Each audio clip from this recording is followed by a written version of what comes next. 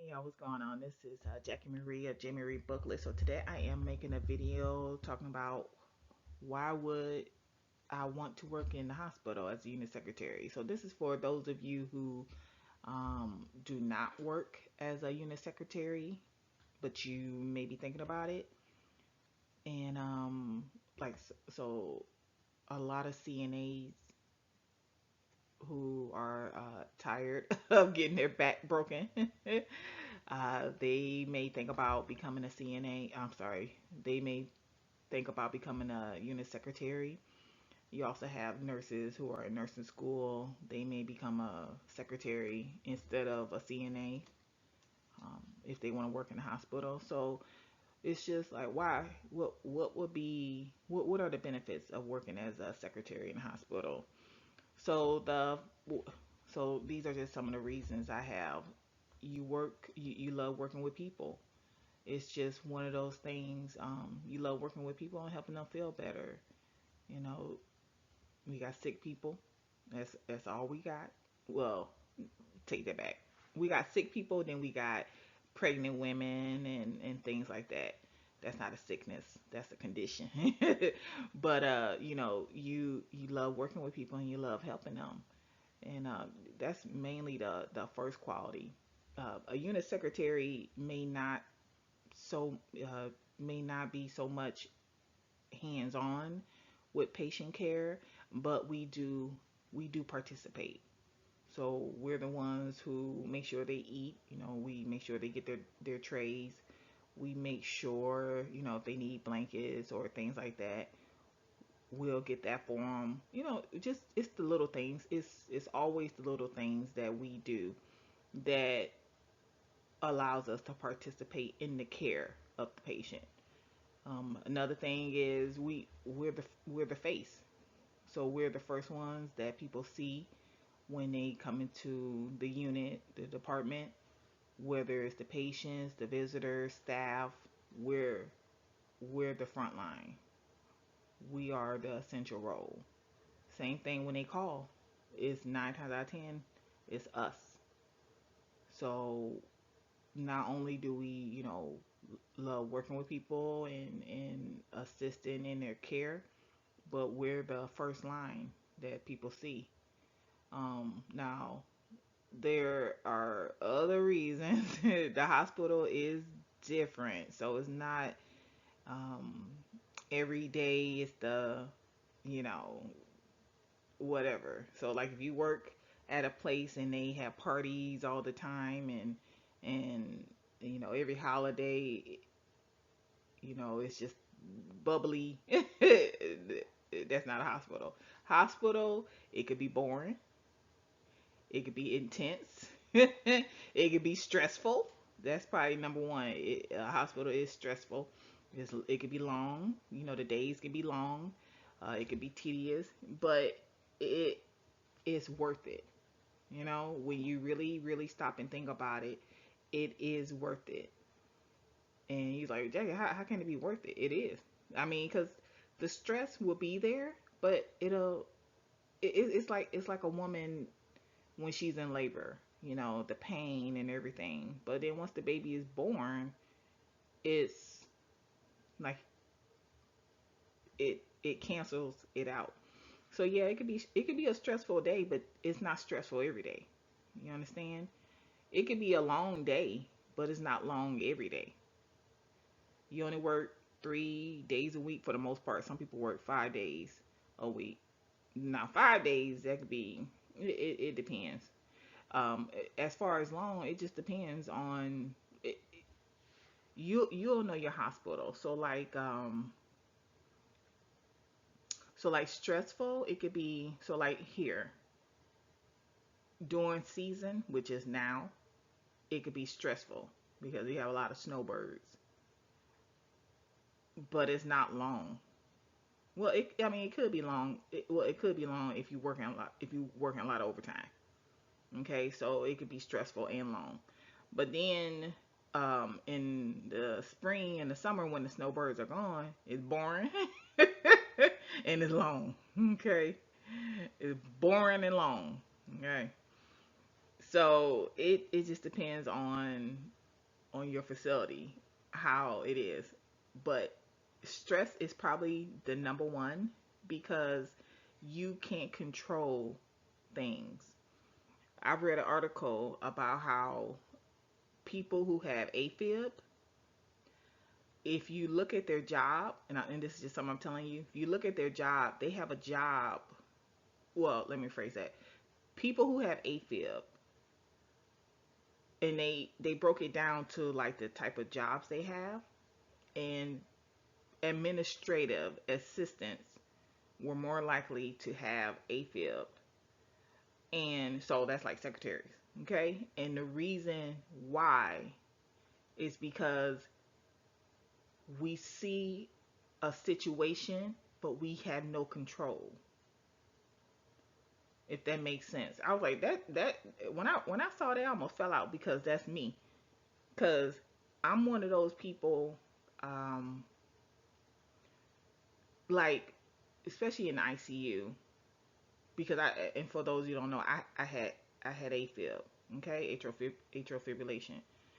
So it's one of those where you got all this going on, but you have no control. I can't make someone get better. Do you understand?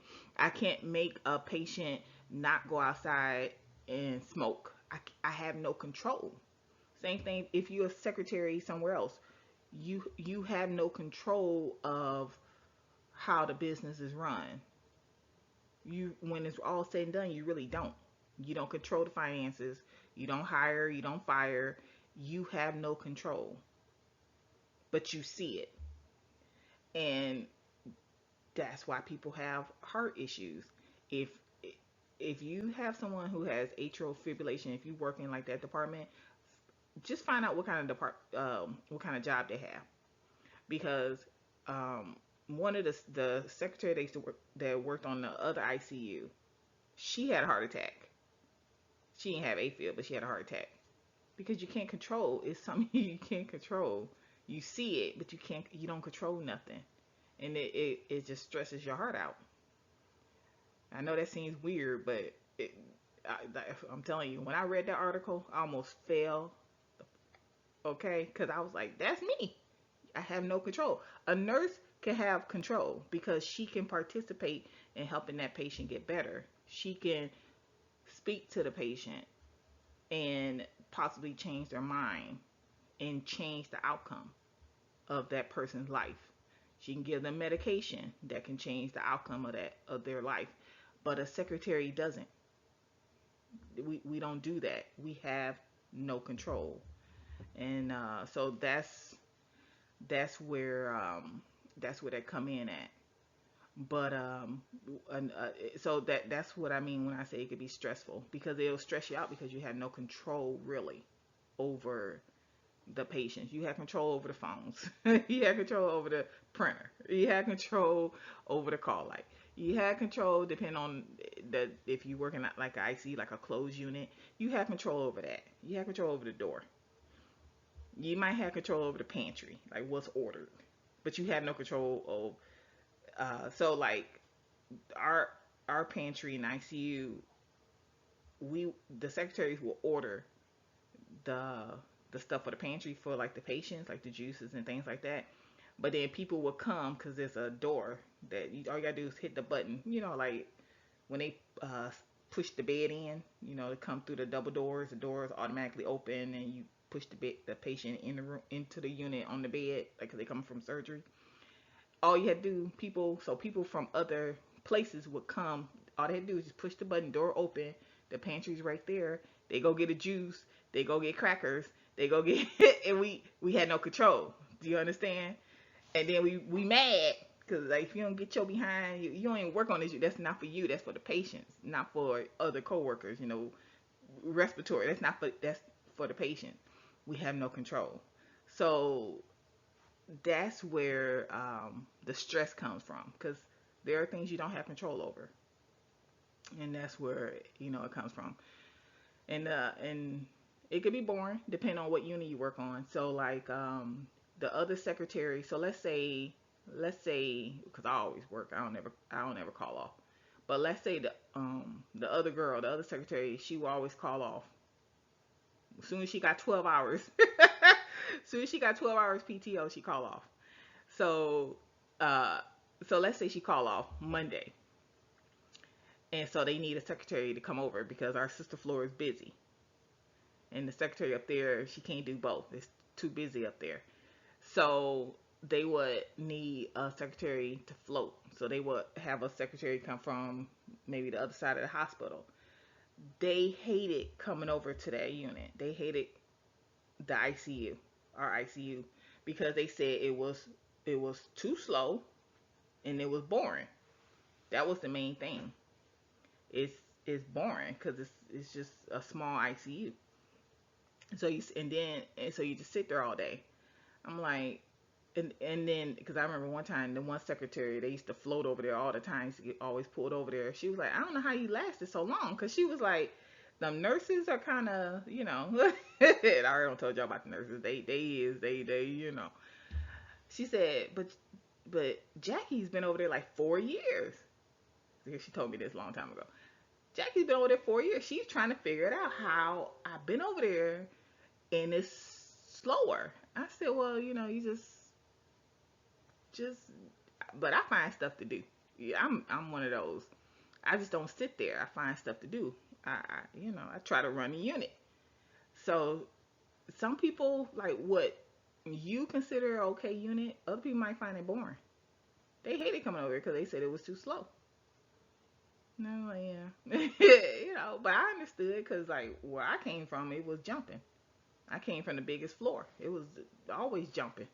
I remember one Saturday, it was like OMG. I was like, can I go?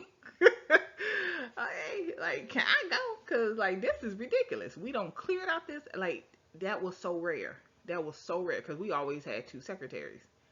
That was so rare. I was like, can I go? We were down to, like, because, golly, they can hold, when they had double, they can probably hold, like, 70 some patients. And I don't know if this when they still had double or when they had went to private, but we ain't had that many patients on that floor. We was down to like 20. Okay, that was so unusual.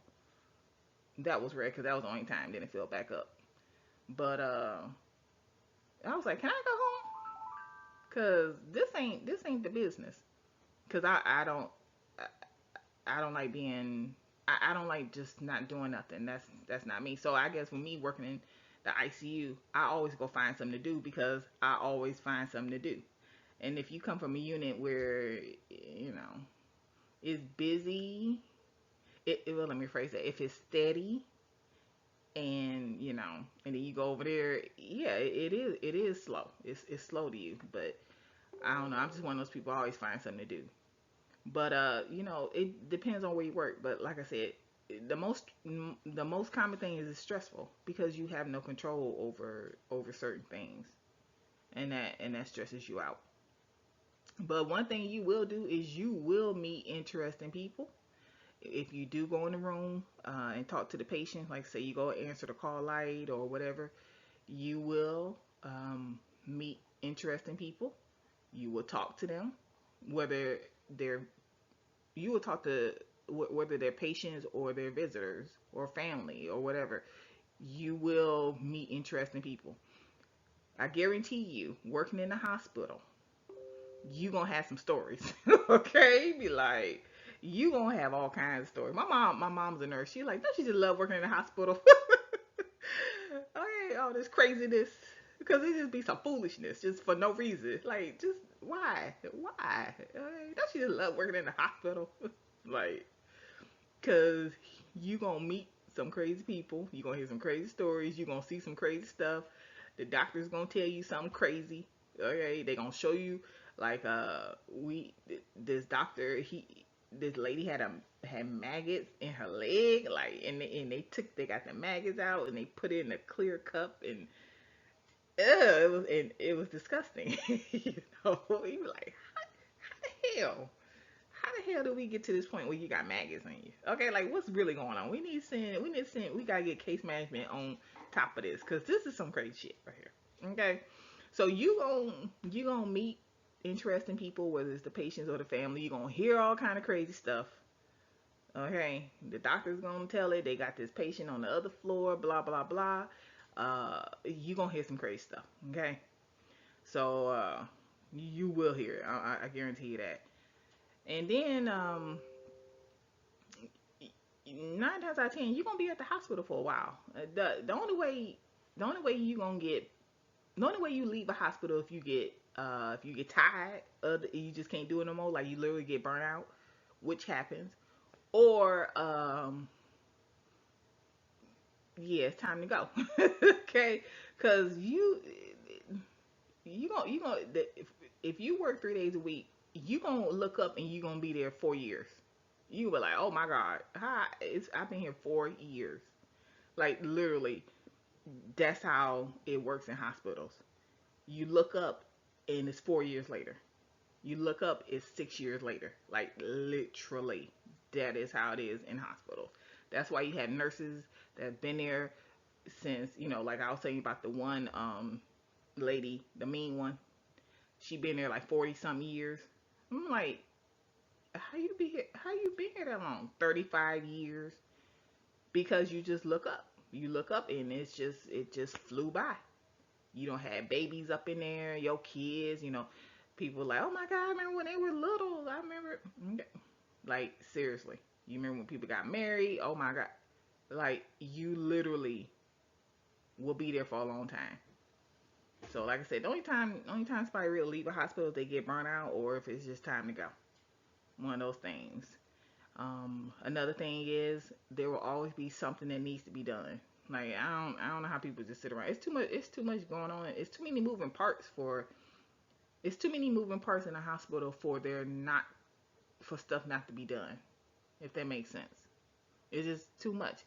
Your coworkers they everybody don't do what they supposed to do. Like it's just too much. I don't know. Maybe it's just me. Okay, maybe it's just me. But there always something that needs to be done in the hospital. Okay, always something always needs to be done on your unit. Like one of the things we used to do when I was on the main floor is I told you about the charts and all them charts we had. Everybody got their own different color chart. Well, we used to go through and we kept all the like the extra charts in a certain spot, and we would go through. It was like in a hallway, and I don't know what they used to keep down there. I figured they used to keep something down there, but it was like I don't want to say a closet, because I want to say they had some medical books up in there too, but like the bottom part was empty, and we used to just always throw stuff in there. So every now and then when it gets slow, I go clean it up, go straighten out all them charts. Go get the charts.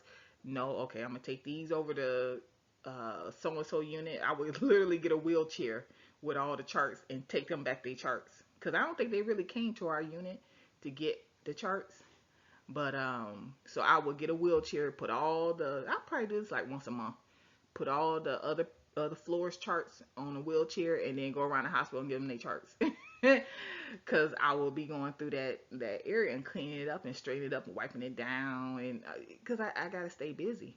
And this was the busy floor, okay. So any chance but it had to be one of them, like usually on the weekends, cause I work the weekends, and it wasn't as jumping as it usually is. But there's always something to be done. Um, Making coffee. I had a work husband in the ICU. He left. He moved up by like St. Augustine. But my work husband, I always kept coffee made for him.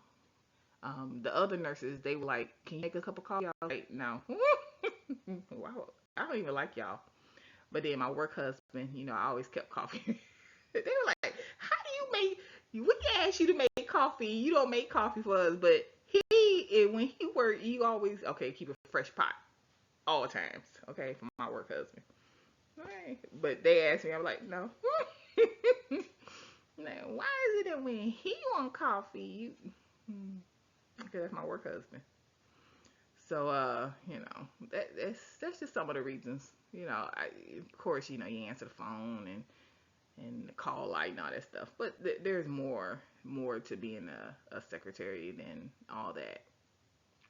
Just answering the phone and all that good stuff. So now working in the hospital as a secretary might not be for everybody. Sometimes it's just a stepping stone, and that's fine. Sometimes it's a breather. And when I say stepping stone, I mean like people in nursing school, because you have a lot of secretaries who are in nursing school to be a nurse, and they work as a secretary. Or sometimes it's CNAs who their back can't take it no more, or they get cross trained, or whatever, and they become a secretary. But like I said, it may not be for everybody, but some people, like me personally, I I thought about like all the different medical, like all the jobs I could do in the hospital. I can't be a phlebotomist. I thought about it for a long time, becoming a phlebotomist. And the nurse told me, she said, "Well, I'm gonna tell you this right now." She said most people got HIV or hepatitis. I was like, yeah. Most of the blood you gonna draw, the people got hepatitis or HIV. Okay, okay, okay. I'm just letting you know that right now. But I don't know. I can't do blood, so I was like, I don't know how that gonna work. It did. I thought about respiratory, and I was like, yeah, I can't do sputum. Like, what can I do? What can I do? I'm just gonna stay a secretary, cause in ICU they were like, you need to be more. Like you're too smart. Not saying that, they just saying, they're not saying that I'm too smart for the position, because they kept asking me how come I wasn't a nurse, because my mom was a nurse. And a lot of times, if your mom's a nurse, you're a nurse. Your grandma's a nurse, you're a nurse. I was like, I can't do all that. I can't. Yeah, I couldn't be a CNA because I can't do it. Okay, I can't, because it's not even about like wiping behinds or whatever. I'm just not that person. I'm just not, you know, drawing blood, giving medicine. I'm just not that person. I don't even want to try to help you get you know, from the chair to the bed. Like that's a struggle, because I'm just not that person. Not saying I don't. Let me rephrase it. I don't want to say that I don't want to help you, because I've done. I help people, but that's just not something I feel that I could do every day. Helping somebody get from the chair to the bed. Now I could put your bed rail up. You in the bed, and then I'll put your bed rail up, and I'll do that. But all that other stuff, I will be no good. Okay, no good. So I was like, what else can I do? So I was like, I'm just gonna stay a secretary. I'm just gonna be the best secretary I could be. Cause yeah, I don't know what I could do. I was like, no, I can't do that. I thought about all kind of stuff. I looked at radiology. I was like, do I want to go for 2 years? So I was like, I'm just gonna be the best secretary I can be. That's what I'm gonna do. I'm gonna be the behind the scenes that's in the forefront. If that makes sense. So but I like seeing people heal. I'm one of those people. I don't understand why you come to the hospital. You don't want to do right. You don't want to get better. Like, but that's just something I don't. I gotta talk about the control. And the stress, because you can't control it.